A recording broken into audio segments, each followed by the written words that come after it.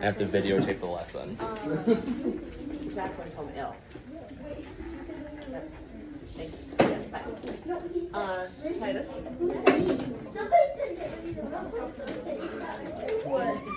He did amazing. Thank you. I want to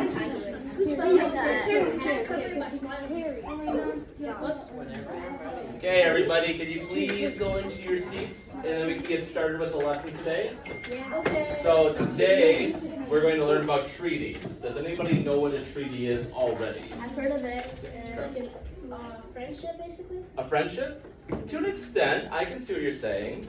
We can add on to that. What do we got? If there's like a war, it's like a certain period of time where it's just peace. Okay, so like peace, friendship, what else do we got? I think a treaty is a certain amount of time. Okay, that can be added into a treaty, but I can see what you're saying. Yes, Gary. It's like a contract to declare peace among a country and another country. Perfect, that's perfect. That is a great explanation. A deal of peace. A deal? Yes, I agree. Okay, so we're going to get started. So if we can transfer over to the slides. Absolutely. Perfect, thank you. And then you can just click to the next slide, please. It's frozen. It is frozen. Let it go. Perfect. Okay, so to begin, I want you all to get into groups of 3 to 4 students. You can choose who you're going to work with. So if you guys can start making your way to that, get set up into your own individual corners, and we can get started. So you can begin.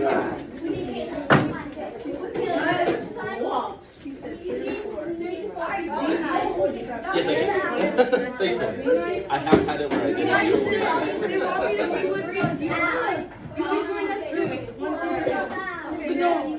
3 to 4. 3 to 4. 3 to 4.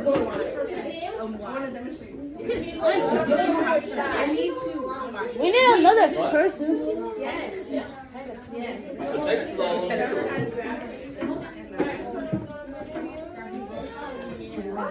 How about you 4 together? Does that work?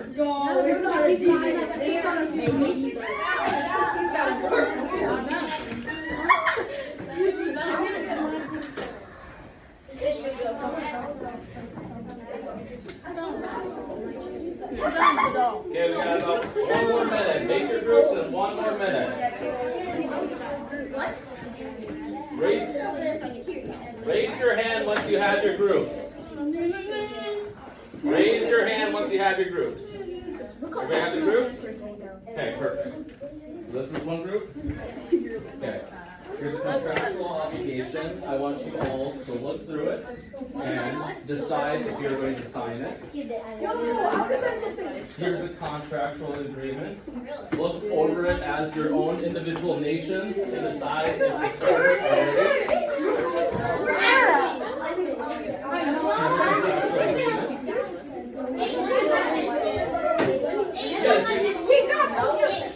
Yes, make sure you have a pencil, so if you want to sign it, you can. Here's your contractual agreement. Please go over it and decide if you want to sign it. Here's your contractual agreement. Go over it if you want to sign it. Now I can play peace before you.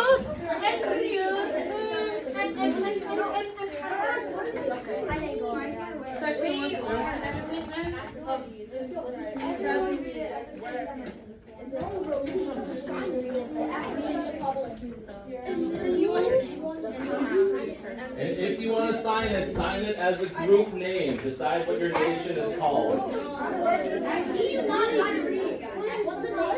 A nation is a group of individuals who come together and represent themselves. It's whatever you guys want to call it. Sure, you can be the chicken nugget nation. You gotta be more creative than that, Carrie.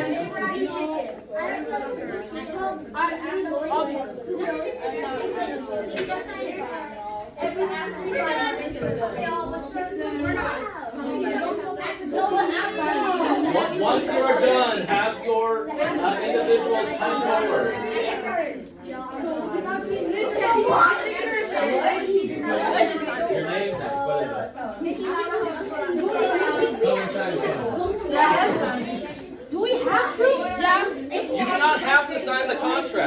You do not have to.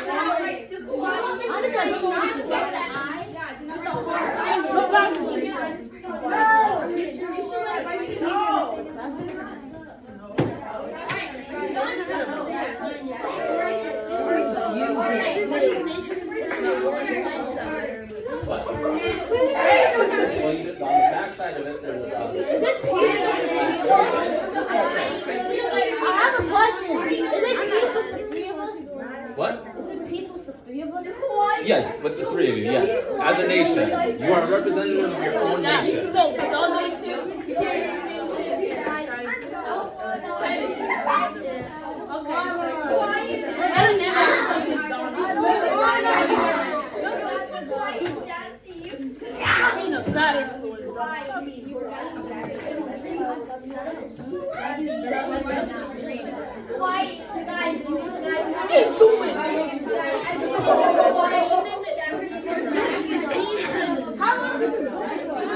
It's forever.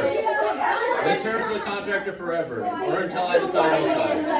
Yeah. Just sign it, No, we don't want to. Okay, raise your hand if you have already decided. Come on, good dog, bro. You've Stop. already We decided? didn't read it. We're just signing. Yeah, we're just signing. Did you all decide? Come on. Louis!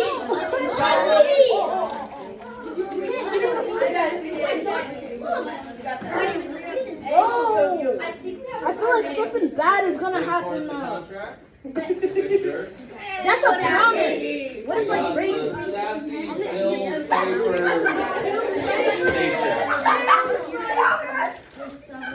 Here is your reward for signing the contract. Oh, good for you.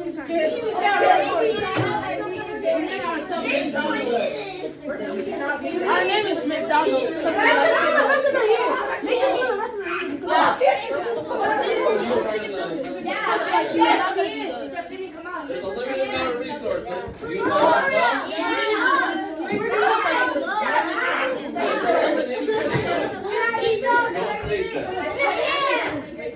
Okay, perfect. I'll take that. We got the Mickey Mouse Clubhouse contract as well.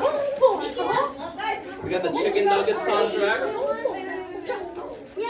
Okay, let's see. You guys are so we'll do the lawyer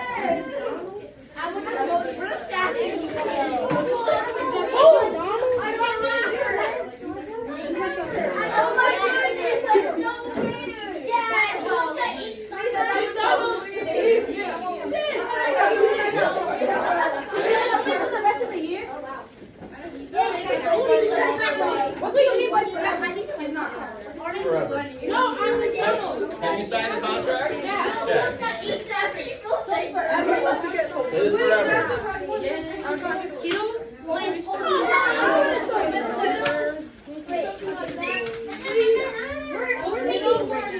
There are no Skittles.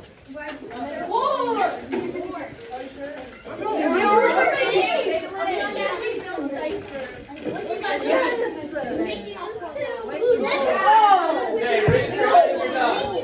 Raise your hand if you're done. Okay. So, who signed the contract and who did not? Did everybody sign the contract? Yeah. Okay. Who read the terms of the contract? No, Louis did. Okay, so what is the agreement between myself and your nation? You got limited resources, so you got candy. Okay? What do I get in exchange? Did you read that part? Your attention? No, I already command that. Your respect? That's earned, but I also didn't put that in the contract. Okay, let's see. Everybody grab their individual Chromebooks, please. I knew it! You want the candy back? Thank you. Come on, bro. What are you taking out candy now?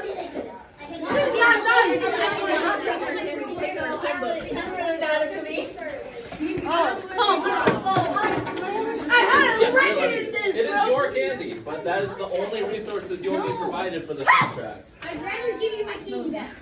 That's not it. All my information is here, bro. Let's make it your off. You can steal all my information on the phone. I honestly, on my life, do not. Alright, now you can Nope, you already signed the contract.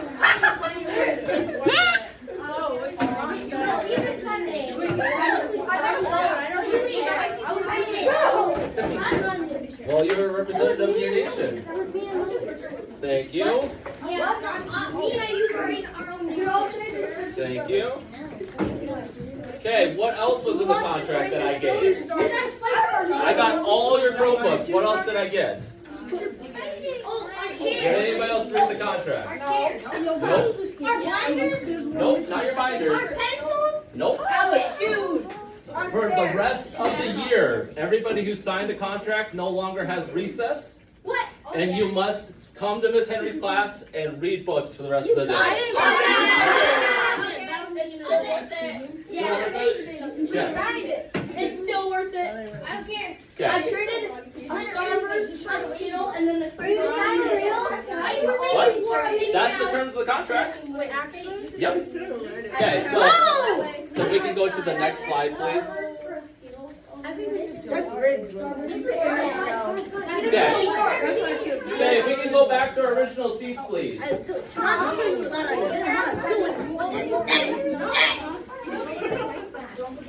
No problem.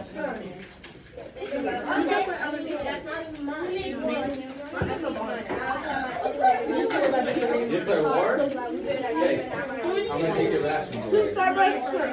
For one Skittle.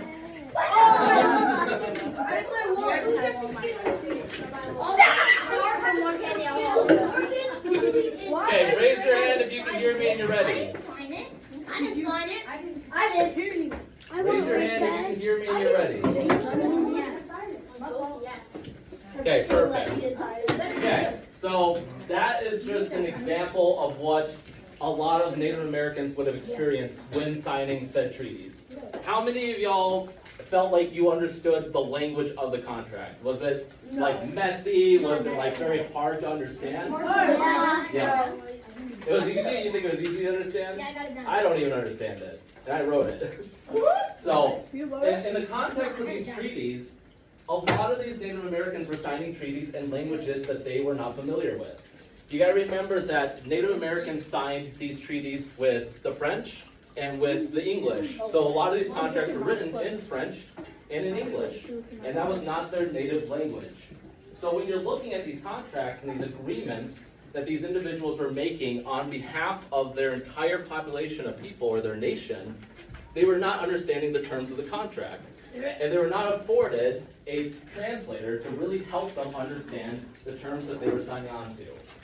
So a treaty is a written agreement between two or more groups, usually government or nations. So that's why I had you all represent each other as a nation, because there's an agreement between myself as the government and you as a nation.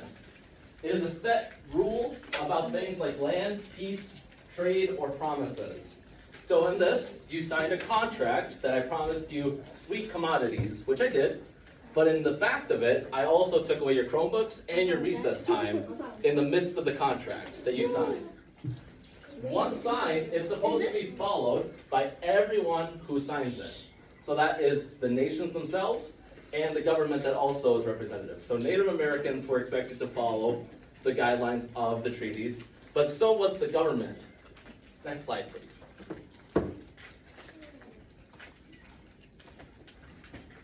Okay, so we got some history of treaties. So treaties were considered so important that the U.S. Constitution made them a part of the supreme law of the land. Who here knows what the Constitution is? Yes. I've heard about it. You heard about it? Okay. It's like a contract that was made by a bunch of people that says like a bunch of like amendments, that's like laws. Yeah, the amendments in the Bill of Rights. Yeah. It's like the vow to like I don't know how to really describe it. The vow to Like rules? Yeah. Yeah, so the Constitution of the United States is the supreme law of the land. It's what the represented governance of our country is founded on. As a country, we have this Constitution that's supposed to give us specific rights and privileges that other people would not be afforded in our country. So it basically is the rule book for our country. So when we're talking about the Constitution saying it, it's a really big deal. So in the grand scheme of things, when you're looking at treaties, a lot of people might think of them as just everyday contracts that just happen every once in a while between Native Americans and the government. But it was actually in Article 4, Clause 2, that all treaties made, of which shall be made under the authority of the United States, shall be the supreme law of the land, and the judges in every state shall be bound thereby. So this is supposed to outweigh every single state right. A treaty was supposed to be founded and followed by everybody as the only law that mattered more than everybody else's. So if we're looking at it from different perspectives, the United States saw treaties as a tool of diplomacy and a way to gain land for Western expansion. Remember that when the colonists came from Europe to North America, they didn't initially have land. They landed in areas that were already preoccupied by Native American tribes and nations. So in order to acquire land, they made treaties with the Native American nations to share said land. It was supposed to be a shared agreement about who could do what on what land. So then for Native nations, treaties were meant to secure peace, friendship, like we said earlier, and protect homelands in a world that was rapidly changing. Imagine randomly a bunch of like aliens from outer space came to Earth and started just landing on your property or at your house. And now you're sharing the same toilet together, you're sharing the same kitchen together, you're sharing the same school together. It'd be awkward. It's weird. It's not something that individuals are used to doing, is sharing. So in the context of this, you have all these people coming from Europe who they don't speak the same languages, they don't look like one another, they don't share the same practices or beliefs or religion. So they're very awkward and weird to one another. So in like exchanges between them, they really were just trying to create a sense of peace and friendship between one another, because that way they can both cohabit the same spaces. Next slide, please. This is a video, if we can start the video, please. So this video also goes over treaties as well. So there is a lot of academic language in it. How many people know the treaty? So if you have any questions about any of the terms, please let me know. But just be aware that there's going to be some words that might not be familiar to you. Many people know that treaties were signed. That might be it. A treaty is fundamentally an agreement between two nations. Treaties are only made between sovereign governments. In fact, the U.S. has made more than 300 treaties with American Indian nations. The United States' existence when it first won the war against Great Britain was very precarious, and many countries around the world did not recognize the United States' sovereignty. So the U.S., as a way to assert that it was a sovereign, it made agreements with native nations to sort of say to Europe, to Britain, hey, we're sovereign too, we can make these agreements. The idea that treaties somehow gave status or standing or land to indigenous nations is probably the main fallacy that exists. I think that many people view treaties as special rights for Indians. But they're not rights given to native nations. They're native nations, by and large, giving rights to the United States. I think a lot of people lack an understanding that wherever they live, there's probably a treaty that gives them the right to live there, granted to them by native nations. A nation relinquished its the majority of its land rights, its land holdings, its resource holdings, for the right to preserve its way of life. The rights that are reserved are more easily defined by the U.S. courts as property rights, but better defined by our traditional and cultural understandings as being relationship rights to the land, the water, and all of the beings that we hunt and fish and share that world with. It's through treaties that I think we've been able to hold off a lot of forces that would like to see us erased from the continent.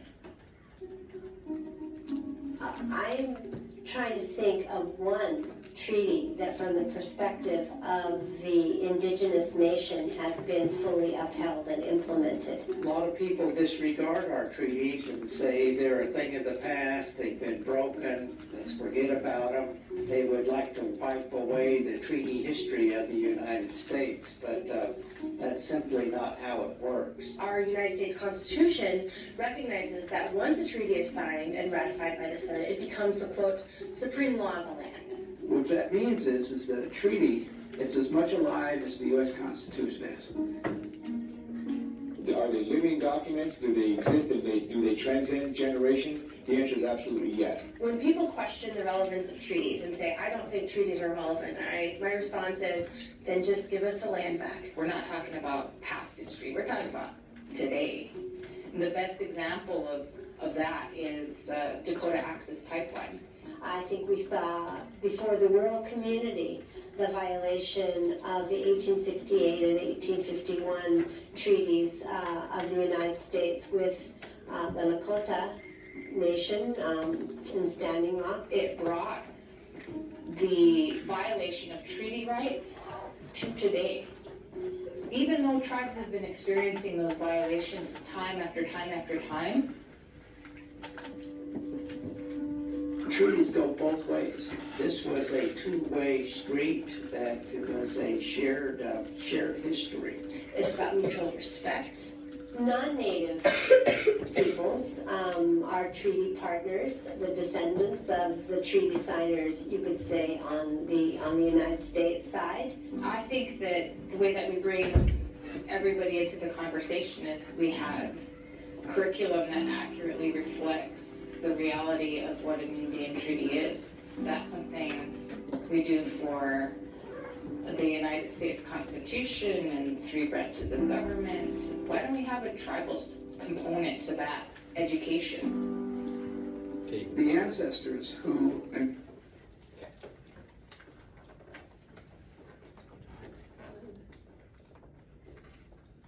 Okay, so that was just some history of treaties and trying to reinforce some of those ideas that this was supposed to be a shared contract between 2 nations, and they weren't followed by the United States government oftentimes, majority of times actually.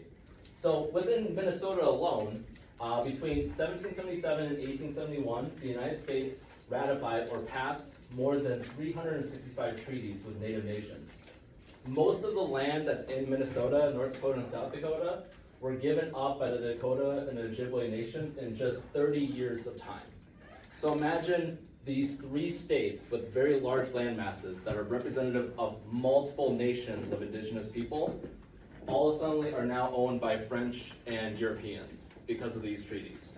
And the native populations were pushed out of these states and put into small places called reservations, which still exist to this day.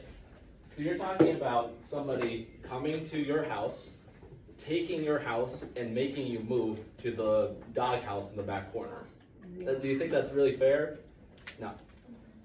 So then, in the context of it, Native Americans within Minnesota signed more than 25 treaties with the United States.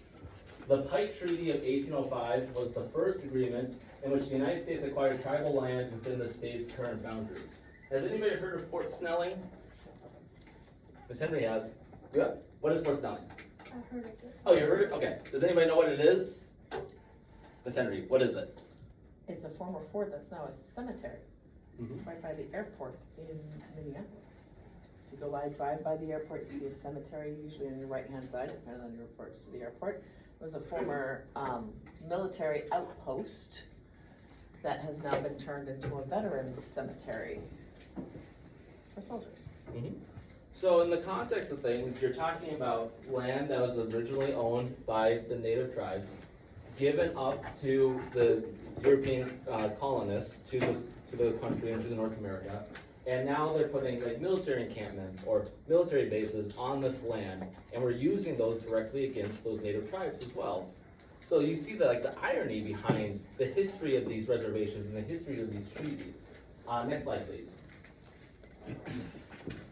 So now I want to open it up to some discussion for all of us. So I want to ask, is there a possibility of moving the that little thing. There we go. Okay, so I want to know what got you to either sign or not sign. Well, everybody signed it. So what got you to sign the treaty to begin with? Yes. It wasn't my choice. It wasn't your choice? Why wasn't it your choice? Well, I feel like I was like the lowest member of the group. Wait. Yes. Saying on Trevor, it wasn't my choice. It wasn't your choice. Do you think that that happened often? You had, in these conversations with like developing these treaties, you had 5 or 6 tribe leaders who were like present at these negotiations, representing hundreds of thousands of people. Do you think that is fair representation? So oftentimes it would be very similar, where people would feel like they didn't have a choice in signing these agreements, especially when they didn't know what they were signing on to. Yes. When I heard sweet commodities, I thought of candy, so I signed it. Yeah, I mean, when you're thinking about it, like during this time, we're learning about like the trade routes with Broken Blade, and you're learning about like the idea of commodities is what they're called. So like things for trade, so like money, pelts, things that are so unique to these native populations who they've never seen these things that come across from the other side of the ocean. Same thing with the colonists who came over here from the other side of the ocean. So they thought of this as just trading goods, when in fact it was trading entire land. Yes? I thought it was peace for a couple of weeks. Then like we just move on and go our own ways. Yeah, I think that's a very fair assessment of that. Like you would think that you're not signing a contract forever. You would figure that it's like limited terms is what you would probably say. Like it's not going to last for 2,000 years, maybe 2 years. But oftentimes, like with the supreme law of the land, a lot of these treaties are still in effect, and that's why you have things like reservations that still exist to this day. Yes. I thought it was just like what was it called again? A treaty? No, Commodity. no, the thing that was signed. Oh, contract. The contract. I thought that the contract was just like that you're signing that you want to do the like activity. And I thought that we were Yeah, no, that makes sense. I mean, like, if you're looking at it, like, a lot of these native populations were trying to create friendships or, like, partnerships with the colonists. And when you're looking at that, you're thinking, oh, you're signing on to be friends. And you're signing on to, like, have trade, have agreement, and sharing property and space together. But that wasn't the case. Yes? It just looked very tempting design. A very tempting design? That was intentional. Yes? I got curious, so I just signed it.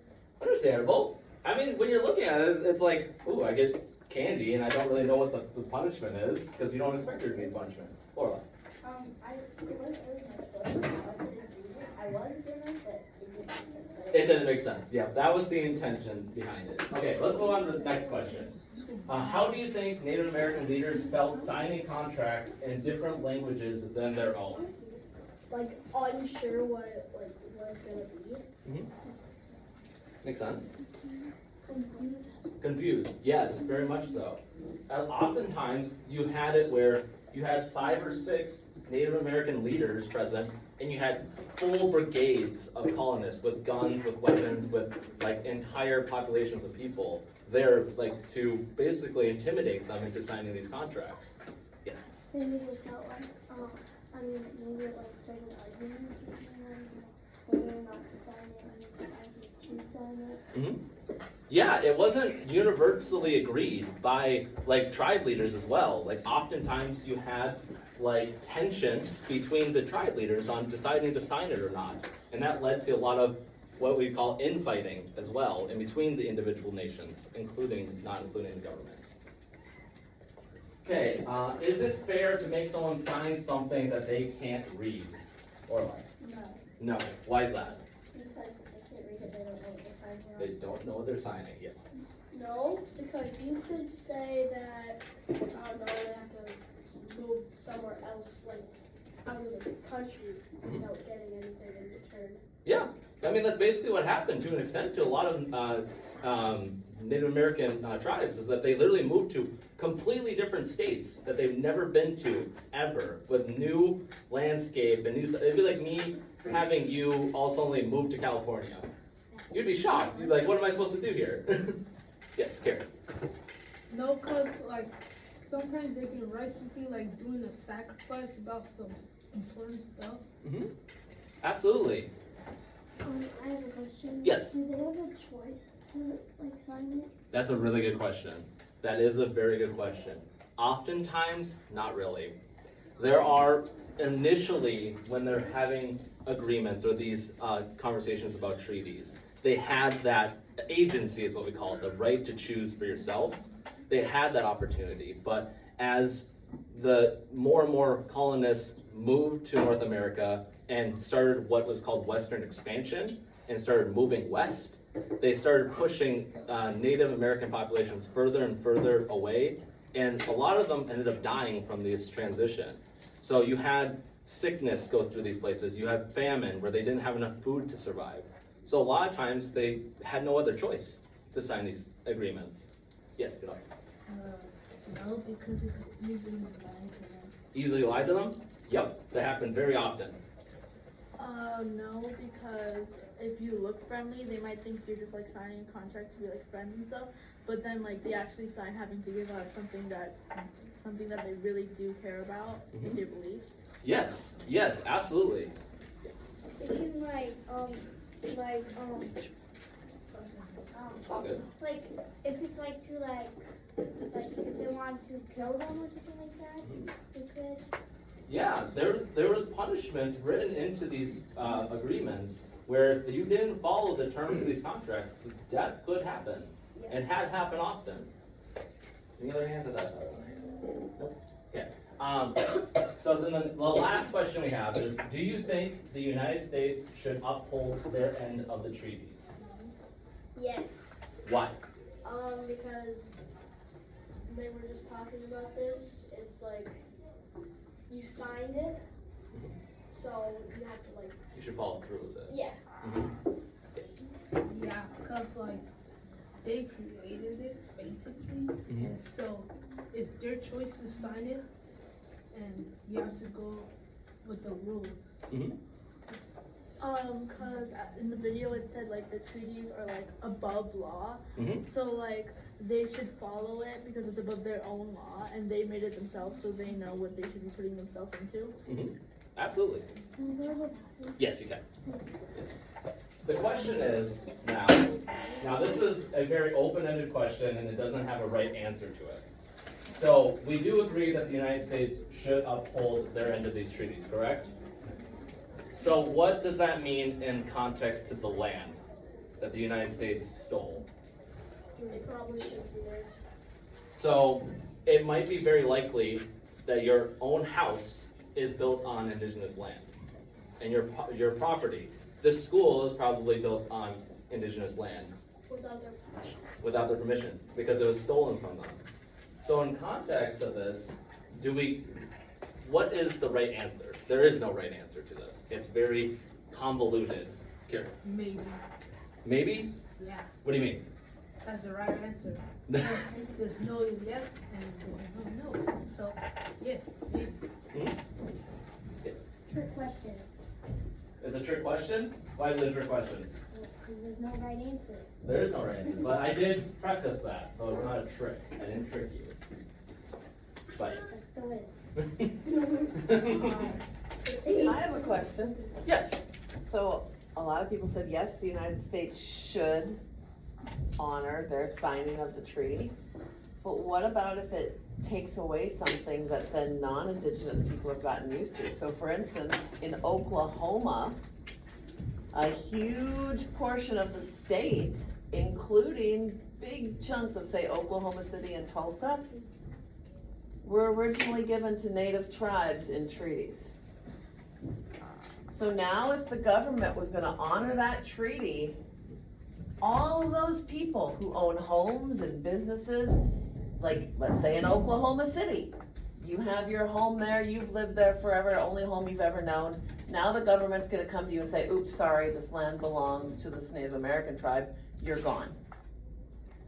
Does this now change your opinion on whether or not the US government should honor their treaty? Just wondering. Yes. It does? Yes. So what do you think is the right amount of give and take between honoring treaties and then Like, also we could keeping a give standard? them like a less populated area, and we could give the people who live there like money to buy more homes. Do you think that they would agree to it? Maybe. I think if it's like a bad deal, like you said, it's bad for one, but also bad for the other, then there should be no treaty. There should be no treaty? Well, the issue is that there already were treaties.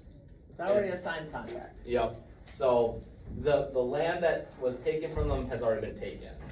So then it's trying to understand what is a proper payment to that idea. Yes, Karen.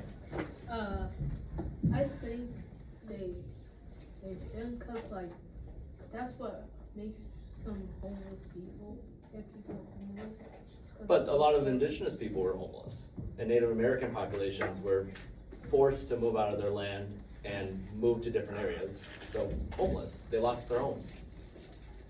Yes. Oh shit, I forgot what I was gonna say. It hurts, doesn't it, when you think about, oh my gosh, now a decision that someone else made is affecting my family. Which is exactly what happened to all of the Native Americans.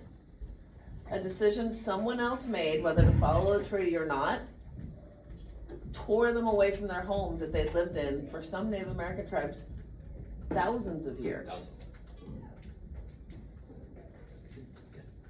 I still believe that they should follow it because it's happened to the natives as well. And it's not their fault, but it's a part of the treaty now, so they can't really take it back. Yeah. Well, that is all I have for the lesson today. I do want to say how much I appreciate you all engaging with the questions. Yes? Do we get a Chromebook? You do get your Chromebooks back. Oh no! No. Do we get our recess back? You do get your recess back. Oh, this is why you got free candy just for listening to me. Yeah. We got our contract back? teacher. No. Oh. He's keeping those forever, so as you age, if you mess up in school, he's got, look what I've got. Yeah, I'm going to give it to Miss Henry, so she can just follow you around and just point to the contract. And It'll be in your student file, don't worry. What? Yeah. You can, wait, in contracts, can't you erase your name from it? Nope. No. Come on! They won't know that. You have 2 minutes. Okay. Look Yes. at it. Did it say at all that you can like make a That was just Mickey Mouse.